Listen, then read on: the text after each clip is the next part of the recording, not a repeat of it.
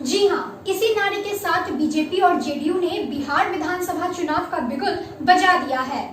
रविवार को देश को पहले बिहार केंद्रित वर्चुअल रैली को संबोधित करते हुए केंद्रीय गृह मंत्री अमित शाह ने ये साफ कर दिया था कि 2020 का चुनाव नीतीश कुमार के नेतृत्व में ही लड़ा जाएगा।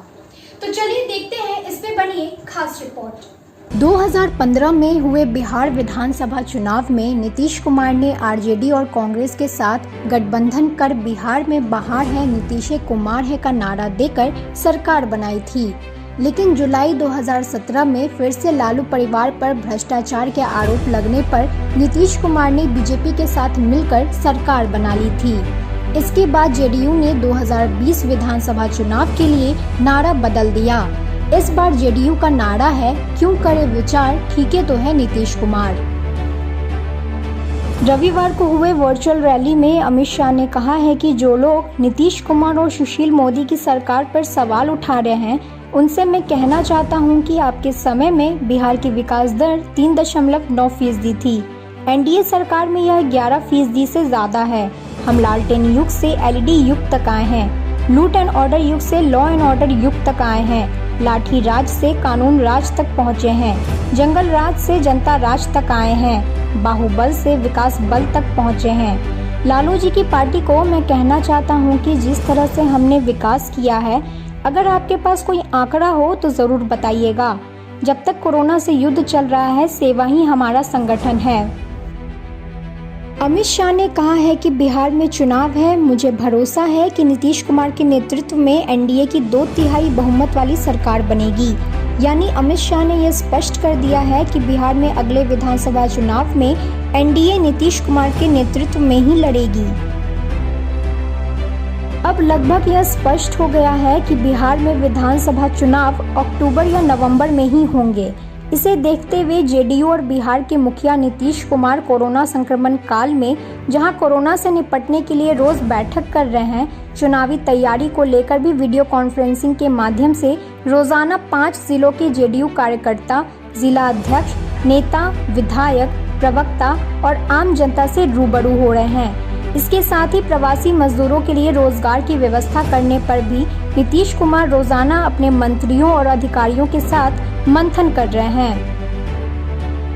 बताया गया है कि जेडीयू ने सभी जिलों के जिला अध्यक्षों को उनके जिले के जेडीयू कार्यकर्ताओं का व्हाट्सएप ग्रुप बनवाया है, जिसमें जिले के सभी नेता बिहार सरकार के मंत्री के साथ जुड़े हुए हैं। जिस प्रकार बीजेपी का नारा है, बूथ जीतो चुनाव जीतो, ठीक उसी प्रकार जेडीयू भी अपने बूथ को मजबूत करने की दिशा में काम कर रही है। चुनाव में अब ज्यादा वक्त नहीं बचा है, लिहाजा कोरोना संक्रमण काल में जेडीयू कार्यकर्ता चुनावी तैयारी में कोई कोर कसर नहीं छोड़ रहे हैं। एलजेपी प्रमुख चिराग पासवान कह चुके हैं कि लोक जनशक्ति पार्टी नवंबर 2019 से ही बिहार की सभी 243 सीट पर तैयारी कर रही है। इसका मकसद सभी 243 सीट पर एनडीए प्रत्याशियों की जीत को सुनिश्चित कराना है। चिराग पासवान कई बार यह भी कह चुके हैं कि बिहार चुनाव में एनडीए का चेहरा या नेतृत्व कौन करेगा, यह फैसला गठबंधन में सबसे बड़े दल बीजेपी के केंद्रीय नेतृत्व को तय करना है। इसके अलावा उन्होंने यह भी कहकर चौंका दिया था कि वे जल्दी अपने पार्टी के प्रत्याशियों के नाम भी घोषित करेंगे। अब इसका एक मतलब तो यह निकाला जा सकता है कि एनडीए में सीटों का बंटवारा हो चुका है। दूसरा यह कि चिराग एनडीए खेमे को यह बताने की कोशिश कर रहे हैं कि उन्होंने कितनी सीट पर और किस विधानसभा क्षेत्र के लिए तैयारी कर रखी है। यानी वो उन सीटों पर अपने दल की दावेदारी अभी से ही सुनिश्चित कर लेना चाहते हैं। आपको बता दें कि एलजेपी ने कई महीने पूर्व ही 43 सीटों पर दावा ठोक दिया था। हालांकि अमित शाह के ऐलान के बाद अब यह स्पष्ट हो गया है कि एनडीए आगामी विधानसभा का चुनाव नीतीश कुमार के नेतृत्व में ही लड़ेगी। लेकिन इसके पहले नेतृत्व का सवाल पूछने वाले चिराग पासवान को बिहार के डिप्टी सीएम ने जवाब देते हुए कहा है कि किसी के मन में अगर कोई भ्रम है तो निकाल दें, क्योंकि नीतीश जी ही बिहार में एनडीए के कप्तान थे, हैं और रहेंगे। एनडीए में भी सीटों को लेकर मामले का निपटारा आसान दिखता नजर नहीं आ रहा है। हालांकि इसकी आधिकारिक पुष्टि अभी तक नहीं हुई है, लेकिन सूत्रों की माने तो 2020 के विधानसभा चुनाव के लिए सीट बंटवारे का फॉर्मूला लोकसभा चुनाव की तरह ही हो सकता है। बता दें कि बिहार में लोकसभा की 40 सीटों में से 17 सीटों पर जेडीयू और बीजेपी ने चुनाव लड़ा था। इस दरमियान उपेंद्र कुशवाहा के एनडीए छोड़ने की वजह से बची सीटें एलजेपी को दे दी गई थी। इस फॉर्मूला के बाद एनडीए ने 40 में से 39 सीटों पर जीत हासिल की थी। अगर लोकसभा के फॉर्मूले पर सीट शेयरिंग हुई तो 52 विधानसभा क्षेत्रों में जेडीयू और बीजेपी को उम्मीदवारों का फेरबदल करना होगा, क्योंकि आज के लिहाज से देखा जाए तो 24 ऐसी सीटें हैं जहां बीजेपी पहले और जेडीयू दूसरे नंबर पर है, जबकि 28 सीटें ऐसी हैं जहां जेडीयू पहले नंबर और बीजेपी दूसरे नंबर पर है।